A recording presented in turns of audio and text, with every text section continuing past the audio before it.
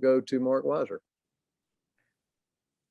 Yeah, good afternoon, Kirby. I meant to ask you this about yesterday, but Coach Richt's going to be honored at halftime of the game Saturday. I know you guys have a better than usual relationship, but could you just talk about him being honored and what, if anything, he meant to you being able to do what you've done here?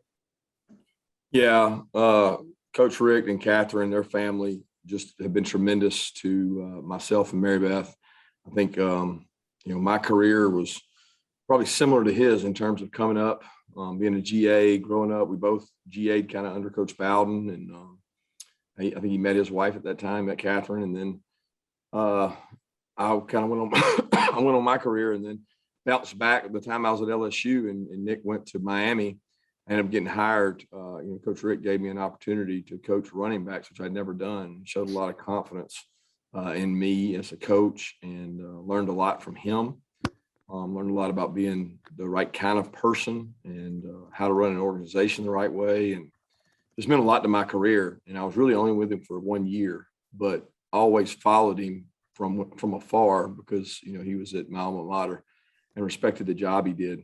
And he certainly made this a really good job from the way he built everything and the things he did the time he was here. And it's always been very fertile in terms of people and players in the state, but he's meant so much to so many. I think when you talk to the players that I know, all the guys that played for him, I've seen so many alumni and players that have just, they come back to events and they just rave about their relationship. And you see guys like Terrence Edwards and, Ben Watson and these great players that just respect Coach Richt and the things he did for this university. I certainly feel the same way and couldn't be prouder to be honoring him. And he's reached out to me so many times where, he and Catherine have said, hey, we're praying for you and your family. I mean, back when I was at Alabama, then it just meant a lot that he did those things. But I'm glad he's doing it, and I know our fan base will be there to recognize him. Thank you.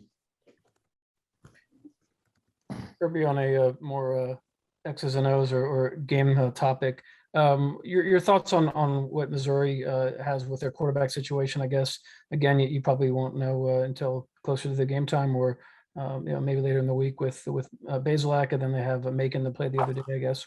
What's the difference with their guys behind Bazelak? Yeah, I think there's a lot more difference in the Tyler Macon kid, the kid that played a little more, an athlete, got a really strong arm, but a good athlete. I mean, would be, similar to Anthony Richardson type in terms of athleticism. And they can do some different things. He's got some really tough run game when he plays with a guy like that, because he's got some tough plays to defend. And they've also got Brady Cook, who played a little bit against us last year and has played some this year, who's more like Bazelak. So, we're up in the air as far as we don't know whether, we're preparing for Tyler Macon, whether we're preparing for Cook, or whether Bazelak will be able to play some. So we don't really know. It's probably tougher prep than last week because they were more similar last week as quarterbacks. There is a distinct difference when the Macon kid's in. All right, let's go to Mike Griffith, and then we'll go to Anthony Dasher. Coach, can you update us? Is Zamir speed? Is he at 100%? And how did the quarterbacks look today and yesterday? Quarterbacks have looked great. They've both done a tremendous job. Really pleased with where they're at. Amir has been good. He played in the Florida game. He started on kickoff return. Wanted to use him on some more on special teams and things. Just didn't know how much he'd be able to handle and tolerate. But he felt pretty good. I think he was like at 85%. And he had a great rep on kickoff return that helped spring Kieris for that opening kickoff return.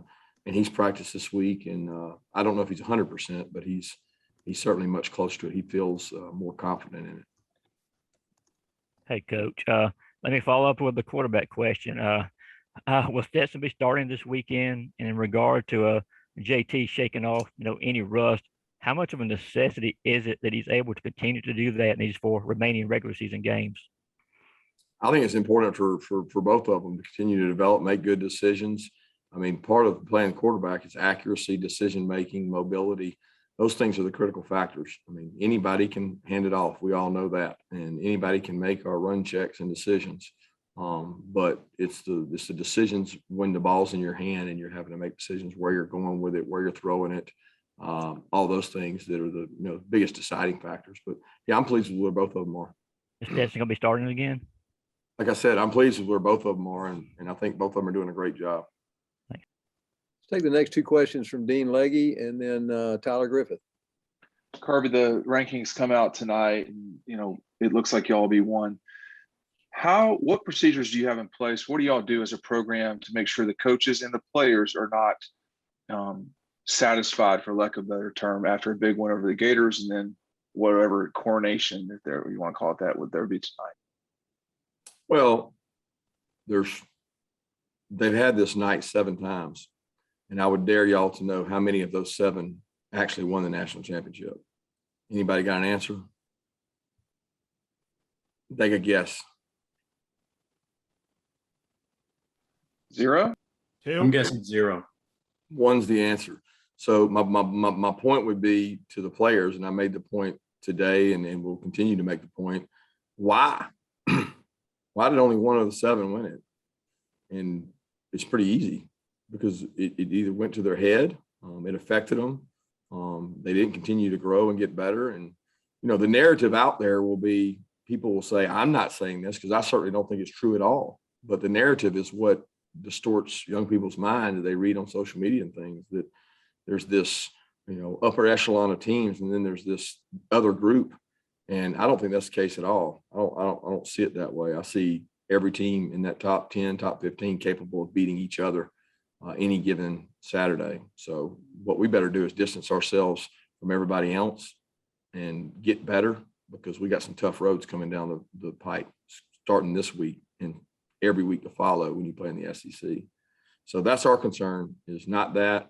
We're not worried about that. I told them they could tune in and watch the Braves, but there's no need to watch the other, because that's not what's important. And it's distorted at least 6 other teams' mind enough for them not to make it there. Hey, so Zamir White broke the 100, had his first 100-yard rushing game of the season last week. Can you just talk about what he means, with so much experience in this, like, he bought in to the program in the running back room? What he's meant to us? Yeah. With sharing carries with other guys and, Yeah, the sharing carries is more for his health than anything else. I don't think a guy can play in the SEC and tote it that many times anymore. I mean, it gets tough. I saw it with Derrick Henry and seen it with other guys. It's hard to do and sustain. So what he's done is incredible in terms of carrying the workload, the leadership, the work ethic. I mean, there's not a day he comes out to practice, he doesn't practice hard. And the best thing about him is he takes care of his body. He does a tremendous job. I see him come across my office outside my window right here, where he's walking back and forth, and I'm texting him, "What are you doing?" "I'm coming to treatment. I'm leaving treatment. I'm getting extra treatment. I'm taking care of my body so I can be effective." And he's just a great leader.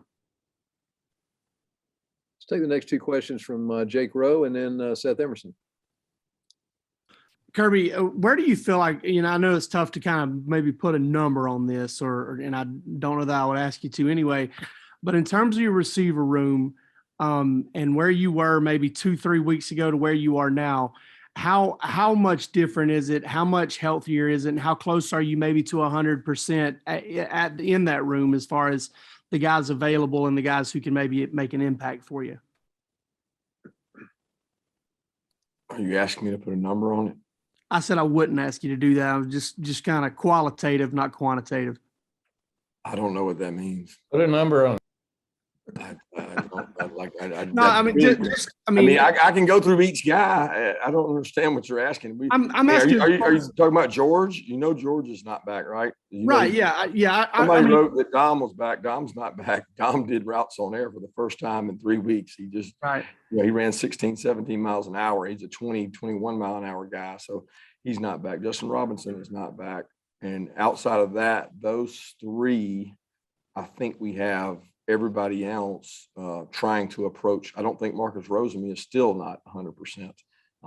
And he's coming off of an ankle and a significant, the break from last year. So he's working his way back, but he's playing, like if you compare it to Auburn, I think we're 30-40% better than we were when we played Auburn, because we were really struggling going into that game.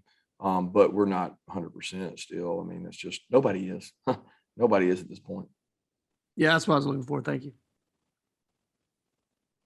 Kirby, all my questions were taken, but let me just see on Pickens and Blaylock, like what are the chances before the SEC championship they play?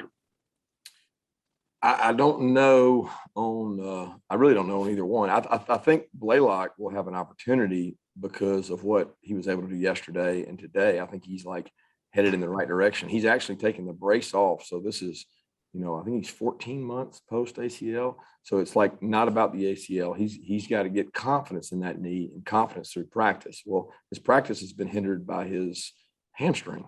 And it's ironic because the brace bothers his hamstring.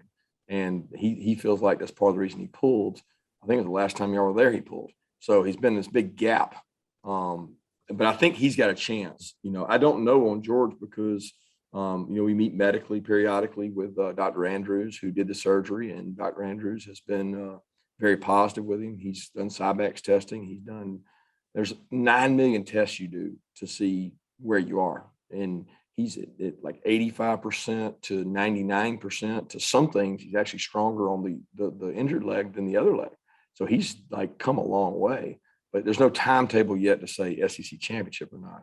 We think he may be cleared to practice possibly before then, but we just don't know. I do know he's got a meeting set up with Dr. Andrews here in the near future that he's going to get to go meet with him and his mom, and they get to visit and share things. And he got that at the Auburn game. That's why he went with us, because he got to meet with Dr. Andrews for another update.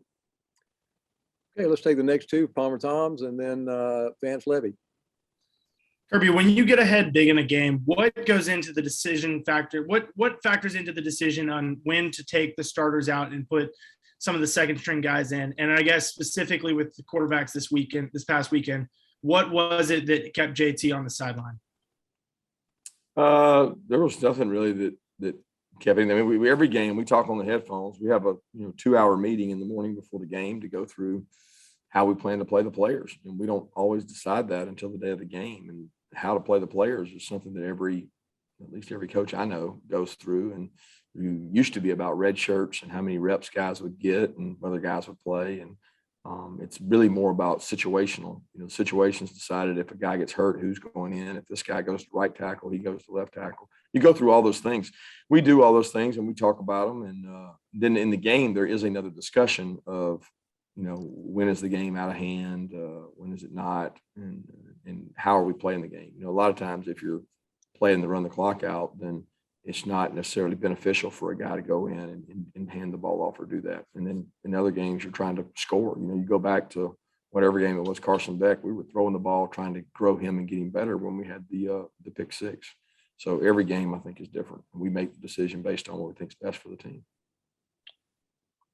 Kirby, how were the last 2 days of practice coming off the, highly charged, emotional Florida win? And then looking back to your 1 year as the running backs coach, what did you get most out of that helped as not only being a DC, but then also being the head coach, learning more about the running backs room?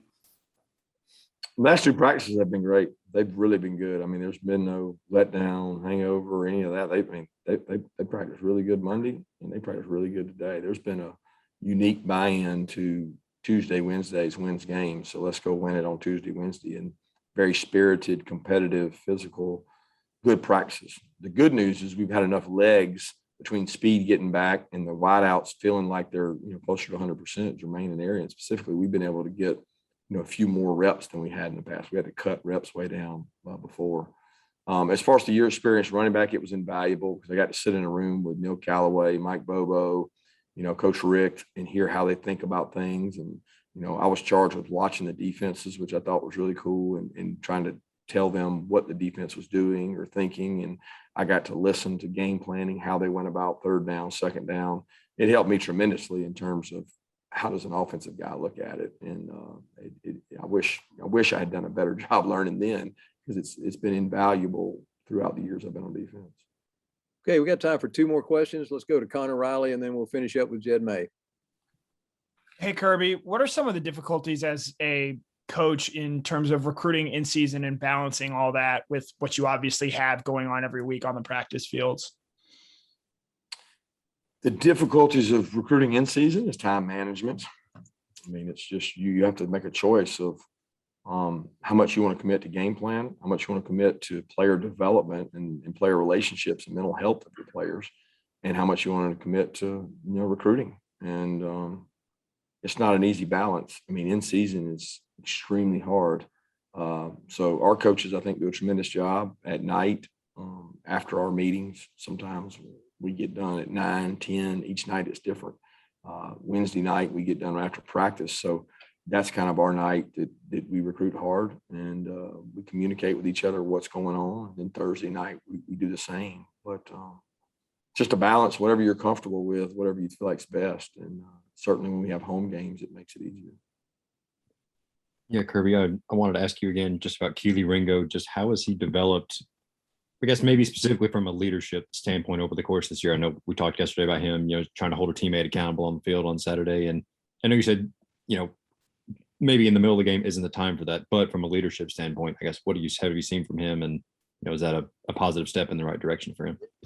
Well, I mean, I'm gonna be honest, Kelee's not really a leader yet. He's still figuring things out. Now he has leadership qualities, but you're talking about a defense full of some alpha males now, and he's still figuring all that out. He's learning how to lead and set an example, and it wasn't more of a getting on a teammate as much as it was his teammate messed up and he knew it. And he knew he was right, and he just didn't necessarily handle it the right way. But I'm proud of Kelee. Kelee's come a long way. He's still got a long way to go, but he's come a long way because this young man did not practice one time from the time he had the surgery last year.